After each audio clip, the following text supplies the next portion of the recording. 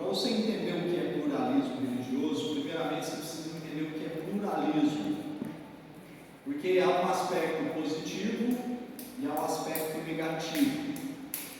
O que é pluralismo?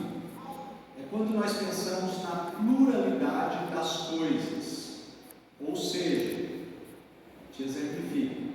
Antigamente, se você ia no supermercado e a minha mãe, por exemplo, falava assim: vai lá e compra um Bombril para mim. Só tinha Bombril, queridos.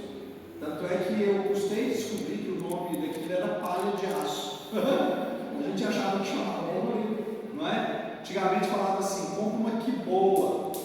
Quiboa é água sanitária. A gente no passado achava que só existia Quiboa. Quiboa, né? Se você pensasse em marcas de carro no Brasil, você tinha umas 3. Era Ford, Fiat e Volkswagen. Não tinha tudo que existe hoje, né? As opções eram limitadas, né? Se você pensasse em várias coisas aí, a gente que é mais antigo, a gente vai lembrar que existia basicamente uma marca só no supermercado. Depois surgiu a pluralidade das coisas, só para vocês entenderem. Hoje, se você falar, por exemplo, em pasta de dente, antigamente era Colgate ou Colgate. Você vai no supermercado, você encontra pelo menos umas 10, 12, 15 marcas de pasta de dente. Você vai, água sanitária, deve ter umas 3 ou 4 no mínimo no mercado. Se você pagar em palha de aço, você tem Bombril, Assolano e deve ter mais umas 2 ou 3 no mercado. O que é isso? O nome disso é pluralidade. Só para vocês entenderem o conceito de pluralidade. No passado, era restrita a uma coisa só. Hoje, a pluralidade das coisas faz com que você tenha várias opções para comprar. Várias opções para comprar. O nome disso é pluralidade. Quando a gente fala no aspecto comercial, isso não é ruim. O pluralismo, ele é bom. É bom você ter várias opções. É bom você ter opções novas no mercado para que você possa escolher, e muitas vezes isso gera concorrência, cai o preço dos produtos para que você possa escolher. Então, qual é o problema da pluralidade? A pluralidade se torna perigosa quando ela entra no campo religioso. No campo religioso. Por quê? Porque o pluralismo religioso, ele diz o seguinte, presta bastante atenção nisso. O pluralismo religioso, ele parte daquela premissa de que todos os caminhos levam a Deus. E essa premissa, ela é perigosa, antibíblica, diabólica, e ela, na verdade, afasta as pessoas do verdadeiro conhecimento de Deus por um único motivo, porque a Bíblia não apresenta a pluralidade religiosa como uma alternativa vinda de Deus, mas é do Satanás. Então presta atenção, pluralismo religioso. E aí, queridos, você tem várias vertentes do pluralismo religioso. Existe uma vertente que diz o seguinte: você pode estar na religião que você quiser, se essa religião é boa, se ela fala de amor, se ela fala de paz, se ela faz com que você se sinta bem, ou ela te aproxime de coisas boas, ela é boa para você. Então, toda religião que faz algum bem para você, ela é boa. Isso é pluralismo religioso. E há um segundo grupo que vai além do pluralismo religioso. Ele diz que em todas as religiões do mundo você encontra aspectos de Cristo. Todas as religiões. Você vai no Candomblé, Cristo é Exu. Você vai no Espiritismo, Cristo é Allan Kardec. Você vai no Budismo, Cristo é Buda. Você vai no Islamismo, Cristo é Maomé. Então, na visão dessas pessoas, esses homens são tipo de reencarnação de Cristo ou de Cristos. Então é possível você encontrar Cristo em todas as religiões do mundo. Todo tipo de religião do mundo, hinduísmo, catolicismo, shintoísmo, religiões de mistério da África, todas as religiões do mundo você vai encontrar de alguma forma Cristo. Então essa forma de pensamento ela é pior ainda, porque o Evangelho não nos autoriza a pensar dessa forma. Por outro lado, queridos, você vai descobrir hoje por que os cristãos eles são odiados no mundo, justamente porque quem é crente de verdade, quem é cristão raiz, cristão bíblico, não engole a ideia do pluralismo. Muito pelo contrário. Sabe por que o cristão, de fato, de verdade, o cristianismo tem sido tão atacado nos nossos dias?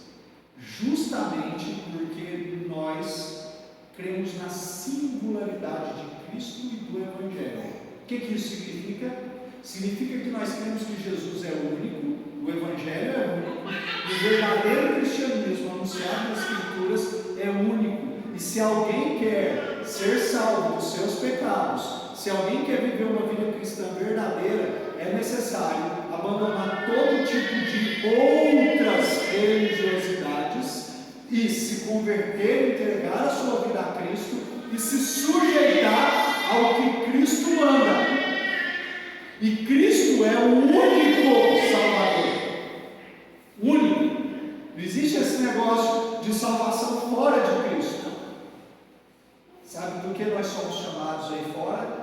Nós somos chamados de fundamentalistas religiosos. Você vai encontrar, queridos, essa expressão principalmente hoje no meio político. O meio político que se levanta muitas vezes contra o cristianismo, e nós já ouvimos muitas vezes eles usando a expressão, esses fundamentalistas religiosos. O que eles querem dizer? Eles querem dizer que nós somos o grande problema do mundo. Nós somos aqueles que estão atrapalhando o mundo a viver o seu mundanismo do jeito que eles gostariam de viver, porque nós estamos batendo contra, porque nós não somos pluralistas religiosos. Aliás, diga-se de passagem, o pluralismo religioso só é aceito quando nós não incluímos o cristianismo no meio deles. Porque se você for num ambiente de faculdade, se você for num ambiente de universidades, como nós vemos por aí, toda forma de pensamento é aceitável. Mas a forma de pensamento do cristianismo, ela é rejeitada de uma forma absurda. Cristãos são desprezados dentro de salas de aula por conta dos nossos posicionamentos, porque nós somos contra aborto, porque nós somos contra a legalização de drogas, porque nós somos contrários a muitas das ideologias contra feminismo, e aquele cristão que se levanta contra essas ideologias, ele apanha nas faculdades, porque toda forma de pensamento é aceitável, menos o pensamento cristão. O pensamento cristão é rejeitado aí fora, é rejeitado. Queridos, o pluralismo é uma tragédia. É uma tragédia. E hoje existe uma forma de pluralismo que está entrando dentro das igrejas extremamente perigosa. São pastores, principalmente alguns pastores famosinhos que tem por aí, que estão abrindo mão do verdadeiro evangelho em nome de uma aceitação pluralista. São pastores que chegam ao ponto de dizer que a Bíblia, nós precisamos fazer uma releitura das Escrituras Sagradas, por exemplo, para aceitar a questão homossexual dentro das nossas igrejas. Tem um pastor conhecido no Brasil, chamado Ed Reykjavik, que partiu por esse caminho. Ele diz, nós precisamos ser plurais, precisamos aceitar todo tipo de pessoas dentro da igreja, e não é bem assim, queridos. Talvez a palavra que eu aprendi quando eu era jovem era o seguinte: venha como está. A igreja não rejeita ninguém. mas não permaneça como está. O Evangelho precisa mudar as nossas vidas e as nossas convicções. Por que eu estou falando sobre isso? Por conta desse texto aqui que nós acabamos de ler. Jesus foi interrogado: Senhor, para onde o Senhor vai? Não sabemos o caminho. Como podemos saber o caminho? Foi Tomé que fez essa pergunta. Jesus respondeu: eu sou o caminho, a verdade e a vida, e ninguém vem ao Pai senão por mim. Olha só, queridos. Primeiro, os artigos aqui estão no singular. Eu sou o caminho, eu sou a verdade e eu sou a vida. Ninguém vai ao Pai se não for por mim. O que Jesus está colocando aqui? Se fosse uma ideia plural, ele diria: eu sou um dos caminhos, eu sou uma das verdades, e eu sou uma possível vida. E dentre outros caminhos, eu sou um dos que te conduzem até o Pai. Primeira coisa que o texto vai nos informar, queridos, é que todos os artigos aqui estão no singular. Jesus é o caminho, Jesus é a verdade, Jesus é a vida. Não tem plural aqui, queridos. Não tem. Então, goste as pessoas ou não, elas precisam compreender que Jesus é o único. Jesus é o único caminho, única verdade, única vida. Esse texto, querido, acaba por completo com a ideia de pluralidade religiosa. Não há margem para crer em nenhum outro tipo de Salvador, não há margem para crer em nenhum outro tipo de caminho, não há margem para crer em outra verdade, porque Jesus é taxativo, ele fala que ele é o único caminho. E as pessoas aí fora precisam saber disso. Mas eu vi o podcast do Paulo Júnior. Paulo Júnior. Foi maravilhoso. Que podcast, hein? Ele e o pastor Hernando são os melhores. Melhor do que o Podemos. Eles são muito bons. E ele falou também sobre isso que você está falando que eu. Então, queridos, nós precisamos estar atentos para essa realidade. Nós precisamos estar atentos para essa realidade. Porque aí fora, queridos, esse tipo de mensagem me choca. Por quê? As pessoas elas querem Jesus, mas não abrem mão de outros caminhos que elas têm no coração, de outras verdades que elas têm no coração delas. E não é assim. Não é assim. O Evangelho, queridos, é duro, difícil. Por que a Bíblia diz que o caminho que leva à perdição é largo? É largo, são muitos que transitam por ele. Enquanto o Evangelho diz assim: o caminho que leva à salvação, ele é estreito. Sabe por que ele é estreito? Ele é estreito porque ele é difícil. E sabe por que ele é difícil, queridos? Ele é difícil porque é necessário abrir mão de todo e qualquer outro meio de salvação e seguir apenas a Cristo Jesus, reconhecendo apenas Cristo como Senhor e Salvador da sua vida. E muitas pessoas se recusam. É Cristo, mas as boas obras também. É Cristo, mas é Maria também. É Cristo, mas é alguma outra coisa que eu preciso carregar comigo, porque senão eu acho que eu não vou ser salvo. Não, queridos, é só Jesus. Só Jesus é poderoso para nos conduzir até a vida eterna. Só Jesus morreu na cruz por mim e por você. Só Jesus. E a palavra de Deus diz que não há salvação em nenhum outro nome debaixo do céu que pode trazer salvação para as pessoas. Somente o nome de Cristo Jesus. Somente Jesus. Aí ele vai dizer: eu sou o caminho. O caminho. Sabe qual é a ideia que me vem à mente? E nesse ponto aqui o Miguel, ele me ajuda muito. O Miguel está numa fase que que ele está apaixonado por trem. Todos os dias ele levanta e ele fala assim: eu quero ver trem. E eu não sei se vocês já viram no YouTube, eles têm vídeos de 1 a 2 horas de trem passando. Trem. Quando a Bíblia diz que Jesus é o caminho, a primeira coisa que me vem à mente é um trilho. Trilho. Como assim, pastor? Jesus é o caminho no sentido que ele é um trilho que ele nos conduz por caminho seguro. Caminho seguro. A Bíblia diz que há caminhos, são caminhos de morte. Mas crer em Cristo como caminho significa crer em Cristo como um trilho que eu devo seguir ao longo da minha vida. Ao longo da minha vida. Em outras palavras, irmãos, nós precisamos ter a palavra de Cristo, que é a Bíblia, como referencial, como norte, como palavra a ser seguida e obedecida enquanto nós vivemos nesse mundo. Para quem que Jesus é caminho? Para quem vive uma vida de obediência à sua palavra. Tem gente que diz assim: não, Jesus é o caminho para mim, mas vive em desobediência à palavra de Deus. Jesus é o caminho para mim, mas vive, queridos, como se a palavra de Cristo não fosse verdadeira e não fosse real na sua vida. Queridos, Cristo é caminho para aqueles que decidiram viver uma vida de obediência à sua palavra. Aí ele se torna um trilho.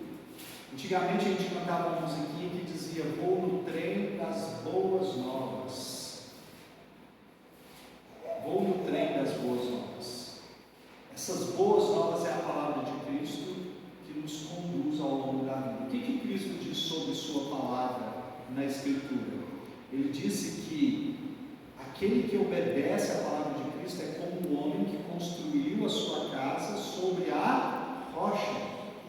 Vieram os ventos, veio a tempestade, bateu grande tempestade sobre aquela casa, e ela não caiu porque fora edificada sobre a rocha. E aí ele vai dizer: que rocha é essa? Essa rocha é minha palavra. Então eu preciso viver em obediência à palavra. Se eu tenho Cristo como caminho, eu preciso viver em obediência a essa palavra, que é o trilho a ser seguido. Não presta atenção nisso. Às vezes você está no começo da sua caminhada, ou está no meio, ou já está caminhando há muito tempo.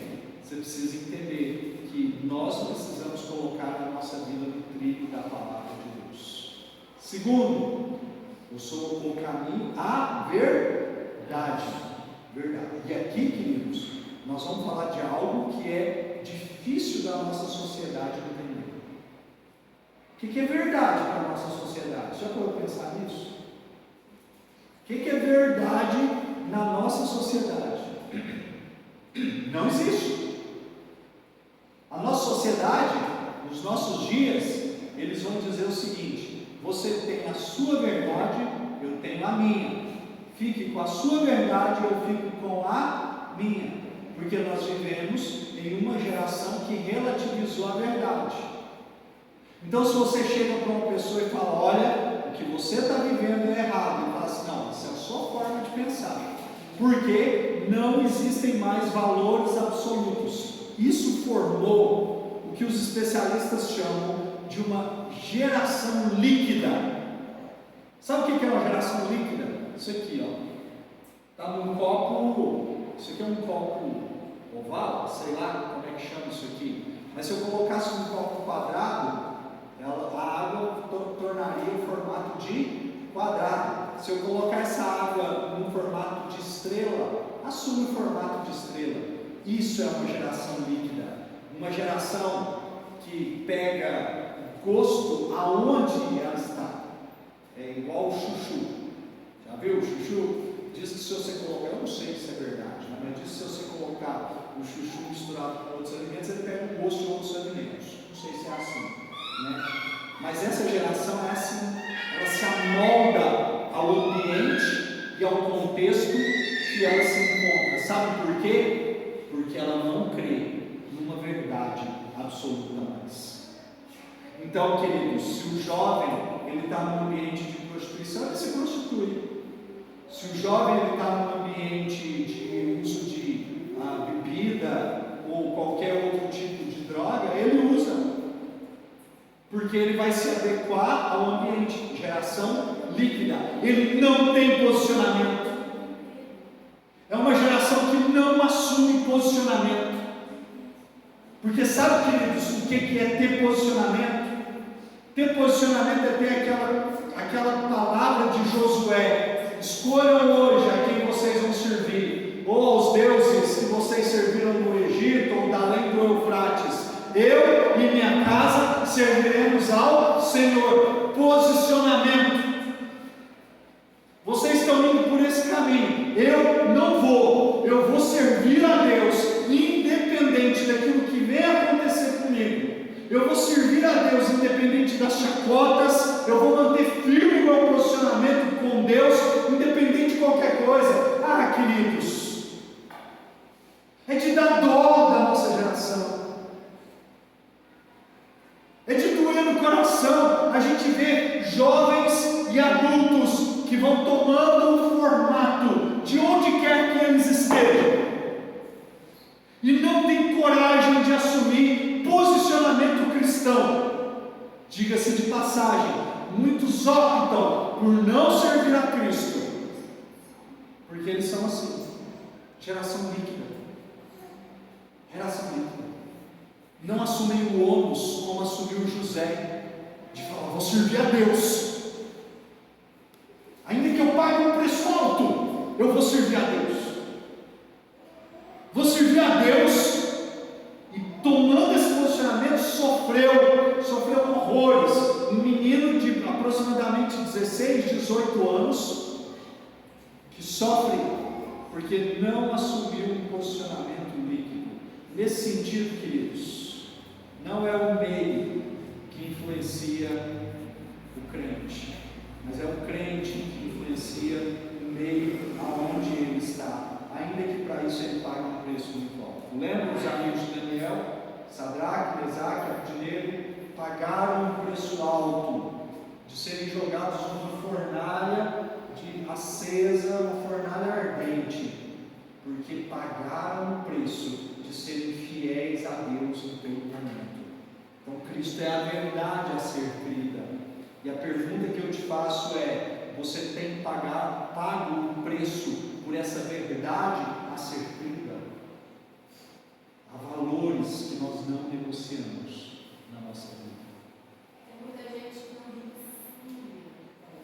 As pessoas esqueceram que é renúncia. Batizar a gente precisa sim, porque a gente quer viver o renúncia. Mas em primeiro lugar, renúncia. Renúncia. É isso que Cristo nos convida quando Ele diz: aquele que quer vir após mim, negue-se a si mesmo, tome a sua cruz e siga-me. Vida cristã é vida de renúncia. E por fim Ele vai dizer: eu sou o caminho, eu sou a verdade, não sou uma das verdades, e eu sou a vida. Vida. O que Jesus quer dizer quando Ele diz eu sou vida? Ele quer dizer que fora dele, queridos, não existe vida com Deus. É isso que Ele quer dizer. Em outro lugar, se não me engano, em 1 Coríntios capítulo 15, vai falar sobre a videira e os ramos. E a ideia é a seguinte: todo ramo que não está ligado na videira, ela não tem vida. Mas é uma lógica, não é? É uma lógica. Qual é a lógica, queridos? Se você corta o galho do tronco principal de uma árvore, o que vai acontecer com esse galho? Ele vai morrer. Então não existe vida com Deus a parte de Cristo Jesus. É engano. Tem gente que acha que tem vida boa com Deus. Eu sirvo a Deus. Não tem nenhum compromisso com Cristo. Não tem compromisso com Cristo, não crê nele como Senhor e Salvador, não crê na palavra dele, não tem vida de obediência e quer ter vida com Deus. Que jeito, queridos? A vida com Deus só acontece quando nós estamos inseridos na videira, que é Cristo Jesus. Então a primeira pergunta que precisa ser respondida: eu já pertenço a Cristo? Eu sou de Cristo? Cristo é meu Senhor e Cristo é o meu Salvador? Porque senão, queridos, não existe vida com Deus. E aí Jesus ele vai dizer algo interessante: e ninguém vem ao Pai senão por mim. Olha que palavra de Cristo. As palavras de Cristo são muito duras. As pessoas que ouviram essas palavras no primeiro século, eles tiveram que tomar decisões muito radicais na sua vida. Porque Jesus, ele fala o seguinte: ninguém vai a Deus se não for através de mim. Olha só, queridos, presta atenção nisso. Em outro lugar, Jesus disse: aquele que quer vir após mim, negue-se a si mesmo, tome a sua cruz e siga-me. Olha que palavra. As palavras de Cristo são palavras duras. Sabe que conclusão que eu chego? Ou Cristo é doido, ou Ele é Deus. Presta atenção, você precisa tomar essa decisão na sua vida. Se você pensa assim, Cristo é doido, porque dizer isso, imagina eu chegar aqui, né, igual o Henry Christ, falar assim: olha, se vocês querem passar a eternidade com o Pai, vocês precisam crer em mim. Imagina eu dizendo isso. O que vocês vão falar? O Wesley ficou doido. Então, tem muita gente que olha para essas palavras de Cristo por não crer em Cristo. Cristo é doido. Foi um homem doido que veio aí nesse mundo aí, né? Agora, se você fala: não, eu não creio que Cristo é doido, eu creio que Cristo é a segunda pessoa da Trindade, Pai, Filho, Espírito Santo. Ou seja, Ele é Deus que veio a esse mundo, Ele morreu na cruz do Calvário, e porque Ele é Deus, Ele é Salvador, e porque Ele morreu na cruz do Calvário, Ele trouxe remissão de pecados por causa do sangue dele. Ele era aquele que foi anunciado desde os tempos antigos. Os sacrifícios do Antigo Testamento apontavam para Cristo, a Arca da Aliança apontava para Cristo, o povo no Antigo Testamento já falava para Cristo, o sangue nos umbrais da porta apontavam para Cristo, e Cristo veio a esse mundo no tempo de Deus. Ele veio a esse mundo, viveu aqui, trouxe sua doutrina, seu ensino, revelou-se como Deus através de muitos milagres que Ele realizou no meio do povo, e Ele morreu na cruz do Calvário por mim, e Ele é Deus. Então, querido, você precisa sair aqui com uma decisão, porque é o seguinte: se Ele é doido, vai embora para sua casa, esquece esse negócio de religião e vai viver a sua vida, porque o que te resta é viver o que tem nesse mundo para viver. Mas se Ele é Deus, nós temos a obrigação de nos comprometermos com Ele, porque Ele é o único caminho que nos leva para junto do Pai.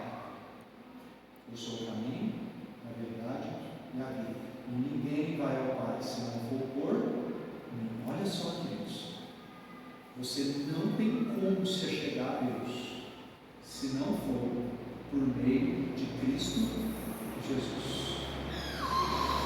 Então o que eu faço? Aceite como Senhor e Salvador da sua vida. Se comprometa com Ele, compromisso de vida, e diga: Senhor, daqui para frente, o que me resta dos meus dias, eu quero servir ao Senhor, com tudo que tenho e tudo que sou, porque eu reconheço que o Senhor é o único caminho, a única verdade e a única vida. E se não for através de Ti, eu não tenho como me chegar para junto. Pastor, antes que você, pastor Nantes, quando ele ser crente, Deus não Deus não ser Deus. Ele é Deus. E Cristo Jesus é a pessoa a ser crida. Isso é cristianismo de verdade. Isso é cristianismo de verdade. Alguns anos atrás, não sei se vocês lembram daquele cantor Kleber Lucas. Kleber Lucas abandonou a fé cristã, ficou fraquinho da cabeça, e estava numa inauguração de um terreiro de macumba lá no Rio de Janeiro, tocando atabaque e cantando com eles as músicas deles nessa inauguração. O que ele estava fazendo ali? Pluralismo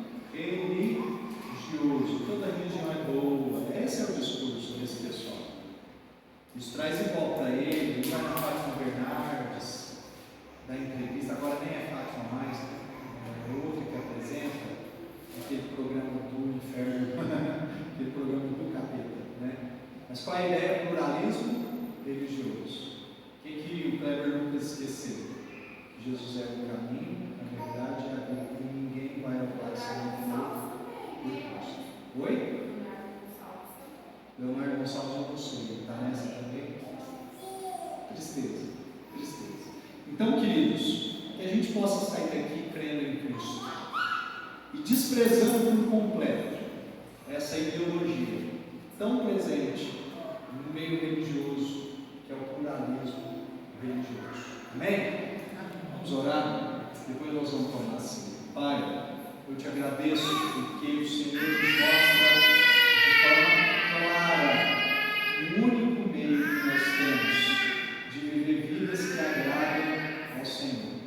É através de Jesus Cristo, o único que morreu por nós na cruz do Calvário.